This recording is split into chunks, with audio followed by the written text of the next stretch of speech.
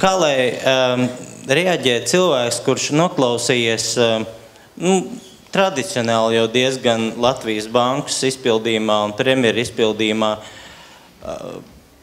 melu, faktu sagrozīšanas un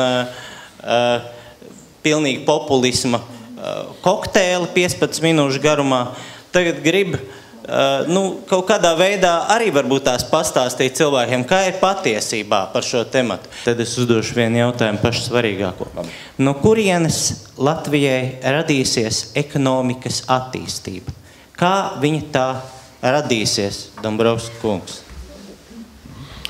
Tā, pirmais es tomēr sākšu ar to, ka es kategoriski nepiekrītu uzstādījumam par to, ka šajā prezentācijā bija kādas nepatiesības vai sagrozīti nepatiesi fakti. Aiziet, pārbaudiet visus ciparus, es par šiem cipariem tiešām varu atbildēt, kurus es šodien šeit esmu nosaucis, un to pašu var pateikt arī par Latvijas banku. Tā kā tad jau tiešām ir jārunā konkrēti, kurš cipars jums šķiet nepareizs, un tad par to arī varam runāt.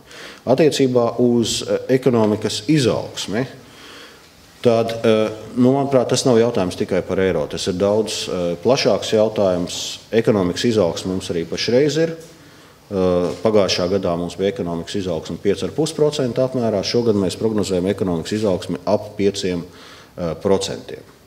Tad drīzāk ir jautājums, vai pievienošanās Eirozonai pātrinās ekonomikas izaugsmu vai palēninās ekonomikas izaugsmu. Tas droši vien arī ir viens no fundamentāliem jautājumiem, pēc kura vajadzētu spriest, vajag mums vai nevajag eiro. Un tad ir jautājums, ja mums iestājoties eiro ir realistisks izredzes saņemt zemākas procentu likmes par gan tautsaimniecībā, gan par valsts parādu pārfinansēšanu. Ja iestājoties Eirozonā, mums ir reāls iespējas piesaistīt lielākas ārzemju investīcijas, un tur mēs tiešām varam skatīties šo ārvalstu un to pašu Igaunijas pieredzi. Ja iestājoties Eirozonā, mums ir papildus drošības mehānismi attiecībā uz banku sektoru, kur ārpus Eirozonas mums nav, tad no šiem faktiem es gribētu izdarīt secinājumu, ka tomēr iestāšanās Eirozonā ekonomikas izaugsmi pātrinās. Lielā mērā, es domāju, tā ekonomikas izaugsme būs balstīta uz tiem pašiem pamatiem, uz kuriem tā ir balstīta pašreiz, jo mēs tiešām varam teikt, ka tieši ražošana un eksports bija tās nozares, kas izved valsti no krīzes un palīdzēja atjaunot ekonomikas izaugsmi. Iepriekšējos 2 gadus mums ražošanas pieaugums katru gadu ir bijis virs 10%. Eksporta pieaugums mums katru gadu ir bijis ap 30%. Šīs tendences principā turpinās arī šogad, un pievienoties Eirozonai caur zemākām procentu likmēm, caur lielākām investīcijām, mēs ekonomikas izaugsmi varam pātrināt. Lai premjers drusku vēl kalpi, ja? Tad es arī aiziešu. Ja tāda saruna, tad runāsim asi. Pirmkārt. Kā tas iznāk, ka tie, kas tos pēdējos vismaz 20 gadus kritizē Latvijas banku un tās daudzās valdības par absolūti nepareizu politiku, tagad pārmetās otrā pusē un aizstāv Latviju, kas ir Latvijas bankas tātad galvenais instruments. Politiski. Man ļoti interesē, kāpēc. Otrs. Kāds iznāk? Ja es, piemēram, visu laiku saku, ka vajadzētu paturēt latu, un, protams, vēl runāju, ka vajadzētu devalvēt. Bet tad izrādās, ka es esmu eksportētājs, un es te eksportēju visu laiku. Un es nopelnu eiro, un te es maksāju latas algās. Ja es latu no eiro atsaistīšu un latu nodevalvēšu, es nopelnīšu to pašu eiro, algās samaksāšu mazāk un starpību iebāzēšu savu kabatā. Es nesaukšu uzņēmējus, kas to saka, bet es domāju, ka jūs ziniet. Arī par tām cenām tas ir vēl viens aspekts, kas noteikti ir jāizrunā.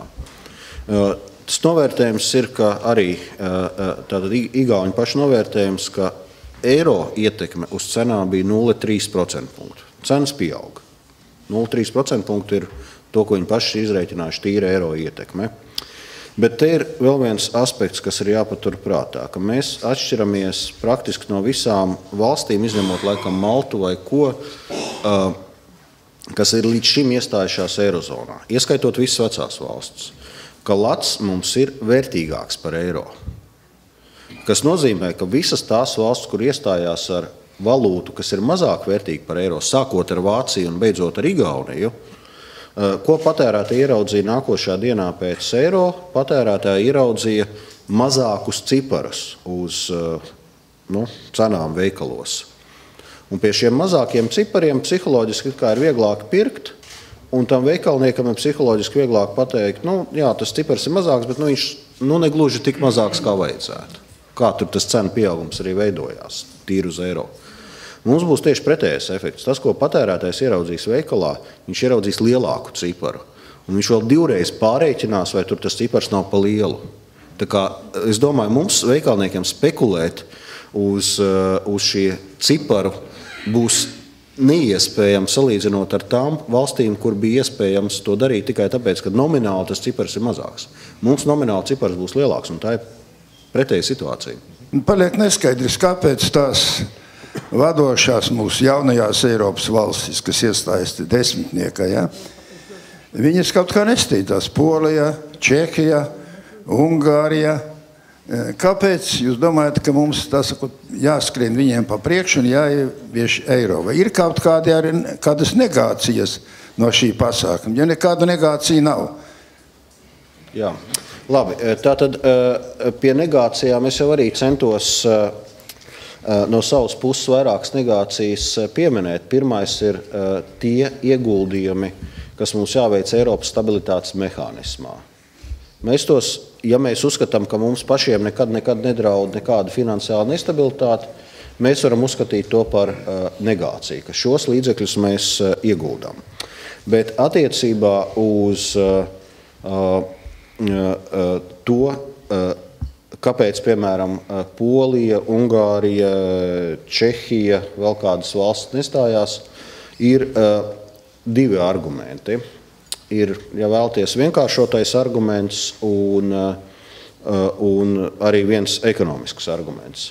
Vienkāršotais arguments, es atvainojos, tās valstis, kuras nespēja izpildīt Maastrichtas kritērijus, kā Polija, Čehija, Ungārija, tā vietā, lai pateiktu vēlētājiem, ziniet, nespējam mēs izpildīt tos kritērijus, nē, mums to eiro nevajag, mēs te pagaidīsim. Tas ir pirmais, tas ir vienkāršotais arguments. Bet otrs ir arī viens ekonomiskais arguments. Tas ir šajās valstīs ir peldoši valūtas kursi. Un krīzes laikā mēs zinām, gan Polija samazināja savu valūtas vērtību, gan Ungārija, es neesmu sekojis cieši Čehijai līdzi, kas cits starpā arī izraisīja lielu iedzīvotāju neapmierinātību, jau strauji kritās iedzīvotāju pirktspēja. Jums ir ienākumi latos, mēs izdomājam, ka lats ir mazāk vērtīgs. Jūs būsiet apmierināts vai nebūsiet? Droši vien, ka nē. Bet tas ir tas, ko poļi darīja, ko ungāri darīja. Bet viņi pieraduši pie šīm peldošajām valūtas kursiem, un tad, ja viņiem ir peldošais valūtas kurs, un viņi izmanto valūtas kursu arī kā ekonomikas regulēšanas instrumentu, tad varbūt ir arguments arī teikt, jā, mēs atliksim, jo mums ir peldošais kurs, mēs te varbūt atkal gribēsim devalvēt, tur forintu vai zlotu vai kaut ko.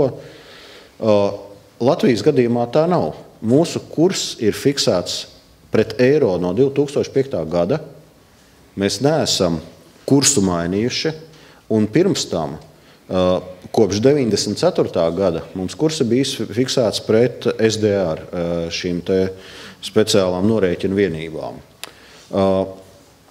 Un attiecīgi mūsu ekonomika visu laiku ir funkcionējusi fiksēta valūtas kursa apstākļos. Kurs ir piefiksēts pret eiro. Neviens īsti laikam, varbūt kāds argumentē, bet arī lielākie argumentētāji par devalvāciju tagad arī nesaka, ka tomēr to latu tagad vajadzētu devalvēt. Tādā gadījumā mēs neizmantosim valūtas kursu kā ekonomikas regulēšanas instrumentu, mēs nedevalvēsim latu, lats mums ir piesiets eiro, tad mēs tikpat labi varam stāties eiro.